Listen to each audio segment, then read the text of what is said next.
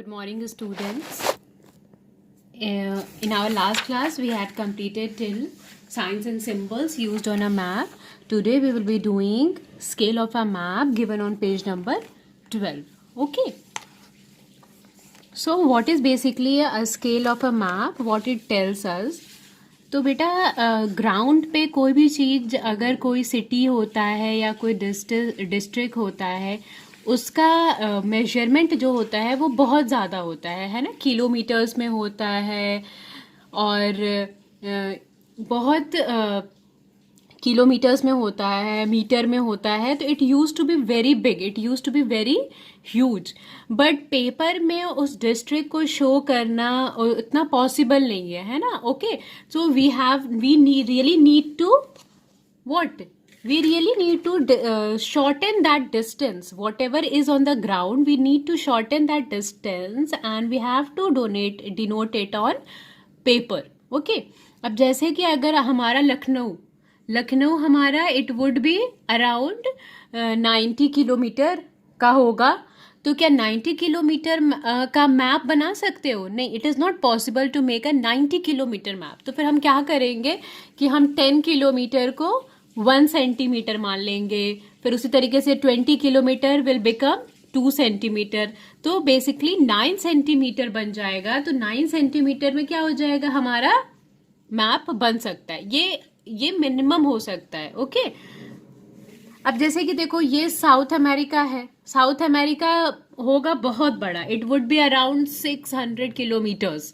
600 kilometres का south America होगा. हो सकता है उससे भी ज्यादा हो, है ना. We don't know about the length and breadth of the word South America. तो पर मैप में हम लोग उसको क्या करते हैं, 1 सेंटीमीटर या 2 सेंटीमीटर या 1 इंच 2 इंच में हम लोग उसे शो करते हैं. ठीक है, तो that is known as a scale of a map. Let us read it out. Each map has a scale that indicates the ratio of a distance between a certain place on the map to the corresponding distance on the ground. तो map क्या, scale, map of a scale क्या होता है, scale of a map क्या होता है? तो it is the ratio between a certain place on a map. Ratio होता है सर्टेन मैप का, ठीक है, मैप का to the corresponding distance on the ground. Ground के हिसाब से मैप पर यानी पेपर पे उसका जो रेशियो बनता है उसे हम लोग स्केल ऑफ अ मैप बुलाते हैं. ओके, अब देखो हर मैप के नीचे जो होता है ऐसा स्केलिंग दिया होता है. ठीक है, हर मैप के नीचे इस तरीके की स्केलिंग दी होती है. ये देखो यहाँ पर भी एक एग्जाम्पल दिया हुआ है. As in the above scale most map scales provide the scale in both miles and kilometres. ठीक है, तो यहाँ पे दोनों माइल्स और किलोमीटर्स दोनों में शो किया गया है. ठीक, अब there are three types of map scales. 3 तरीके से मैप स्केल होता है. One is a direct statement, जिसमें हम लोग डायरेक्ट स्टेटमेंट से बोलते हैं स्केलिंग को. लीनियर स्केल और रिप्रेजेंटेशन, फ्रैक्शन और अ रेशियो. ठीक है, अब let us see what is the direct statement scale. Direct statement scale is stated in words. For example 1 centimetre to 15 kilometre. अब जैसे मैंने अभी आपको बताया था कि अगर 90 किलोमीटर्स आपका लखनऊ है तो हम लोग उसे कैसे बोलेंगे, तो 1 सेंटीमीटर टू 10 किलोमीटर. ठीक है, तो या ऐसे this means that every 1 centimetre you measure on the map is equal to 15 kilometres in real word. इसका मतलब कि 1 सेंटीमीटर का जो मेजरमेंट है वो 15 किलोमीटर्स को रिप्रेजेंट करता है. यानी सिंपल वर्ड्स में जो हम लोग स्केलिंग को बताते हैं that is known as a direct statement scale. This is also the most common and easiest method for most people to understand. ये बहुत ईजी, जिस हम लोग अपने लैंग्वेज, नॉर्मल लैंग्वेज में जिस लैंग्वेज में बात करते हैं उस लैंग्वेज में हम लोग जो बताते हैं that is a direct statement scale.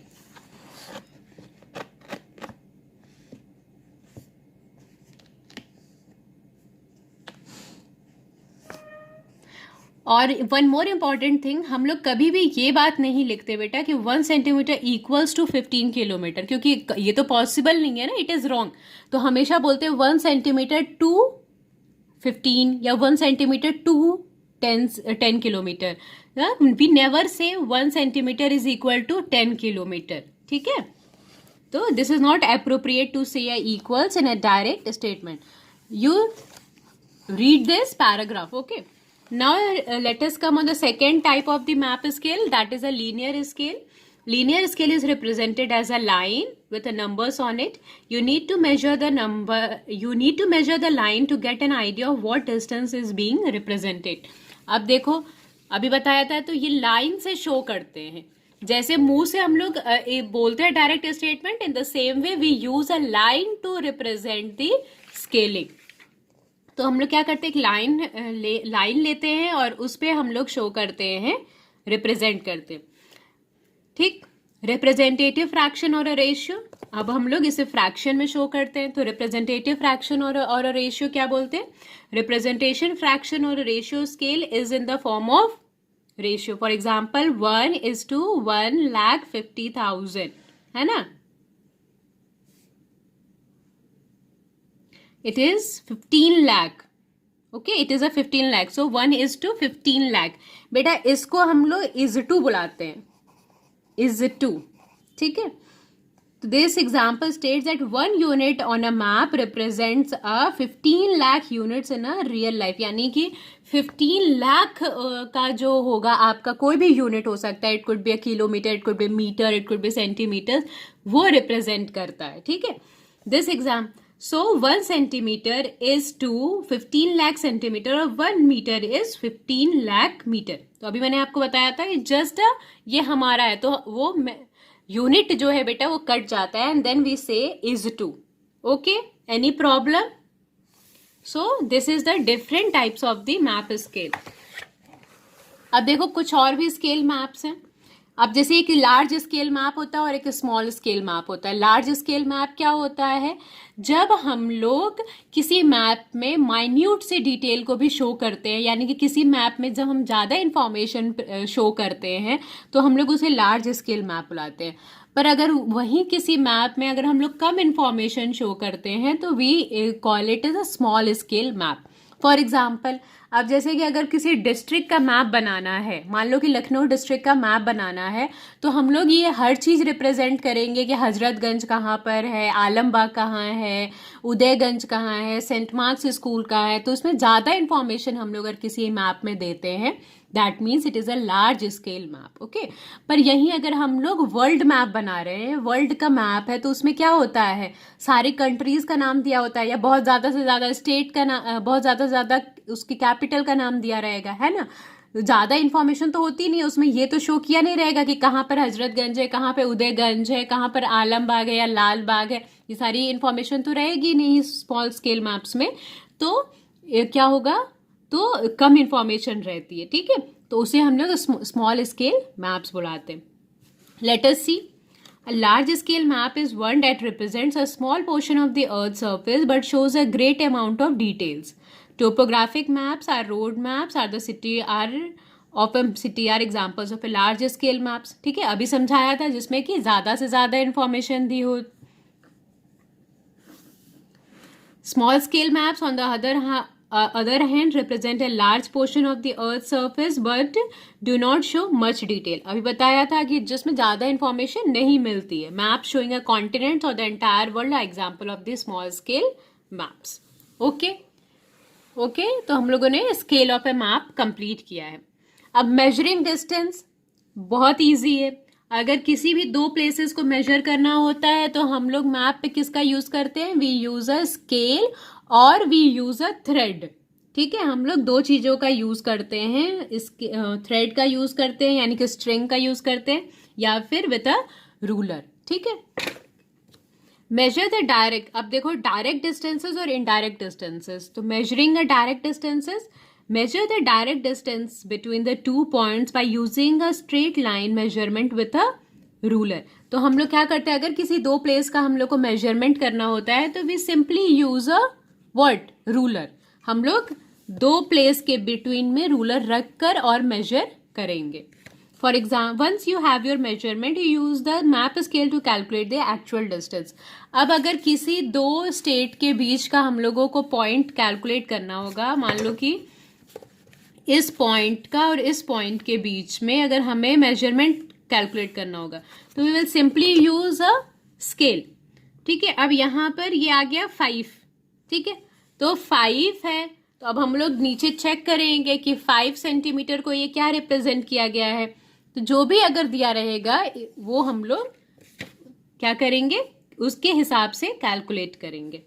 ठीक है, once you have your measurement, you use the map scale to calculate the actual distance. For example, if your measurement is 10 centimeter and the line or a statement scale shows that 1 centimeter represents 100 kilometer, then the actual distance would be 1000 kilometre. तो अगर मान लो कि ये इन दोनों point के बीच में अगर 5 है, तो अगर यहाँ पर दिया है कि 1 सेंटीमीटर इज इक्वल टू 10 या 100, तो इसका मतलब कि ये 50 किलोमीटर डिस्टेंस होगा या 500 किलोमीटर का डिस्टेंस इन दोनों के बीच में होगा।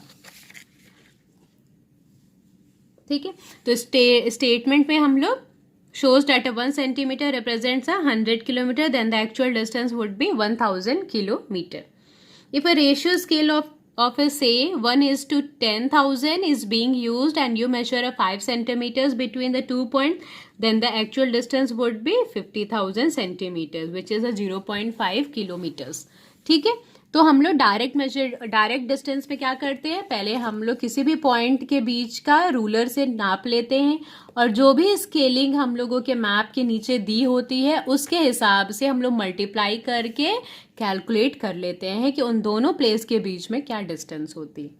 Now measuring indirect distances. अब इनडायरेक्ट डिस्टेंसेस अगर दिया होगा तो हम लोग कैसे मेजर करेंगे, measuring the indirect distance between the 2 points by following the actual route that you would use when you travel by a car along the roads. अब अगर हम लोग कार से ट्रैवल करते हैं तो क्या हम लोग सीधा सीधा ट्रैवल करते हैं? नहीं, कभी हम लोग राइट होते हैं, कभी लेफ्ट होते हैं, कभी स्ट्रेट, कभी टर्न अबाउट। तो हम लोग क्या करेंगे, ये स्ट्रेट तो होता नहीं है, तो it is for this type of a measurement we will be using a string. Okay, अगर हमें डिस्टेंस मेजर करना होगा तो हम लोग क्या यूज करेंगे, स्ट्रिंग का यूज करेंगे। Measure the indirect distance between 2 points by following the actual route that you would use when you travel by a car along the roads. To follow the actual route you can use a piece of a string and stretch and bend it between the 2 points that are to be measured. अब किसी भी अगर हमें major करना होगा तो what we will do, तो पहले हम लोग जहां भी हम लोग गए, हम लोग थ्रेड से वहां पर क्या करेंगे, थ्रेड वहां लगाते जाएंगे। देखो अब जैसे ये है तो हम लोगों ने यहां से शुरू किया, तो जिस पोजीशन से हम लोग घूम के गए वैसे वैसे हम लोग थ्रेड लगा के चलेंगे और बाद में उस थ्रेड को हटा के हम लोग उसको स्केल पे नापेंगे कि कितना मेजरमेंट निकल रहा है। If you use a line scale, you can place the strings on the line scale of a map to work out the distance. While using a statement scale, you would measure the piece of a string with a ruler. जब हम लोग string को वहाँ से हटाएंगे, then we will simply put the string here itself and then we will see कि हम लोग कितना distance हम लोगों ने travel किया था, कितना हम लोग चले थे। Okay.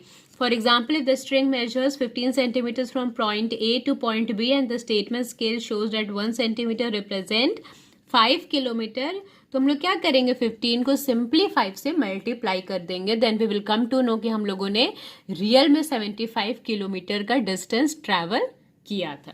तो बेसिकली जब हम लोग को डायरेक्ट अगर दो प्लेसेस के बीच में डिस्टेंस कैलकुलेट करना होता है तो हम लोग रूलर का यूज करते हैं, पर अगर हम लोग कहीं ट्रैवल किए होते हैं और सड़क सीधी नहीं होती है, कभी राइट कभी लेफ्ट होती है, तो ऐसे डिस्टेंसेस के लिए we always use a string to measure it. Okay, now turn on the page 14।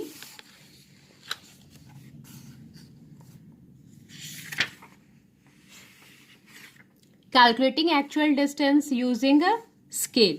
ठीक है, अ पर्टिकुलर मैप शो, बेटा कैलकुलेशन आपके आएगा नहीं, ठीक है, कैलकुलेशन है नहीं, लेकिन I am just explaining it. A particular map shows a scale of 1:5000. What is the actual distance if the map distance is 8 centimetres.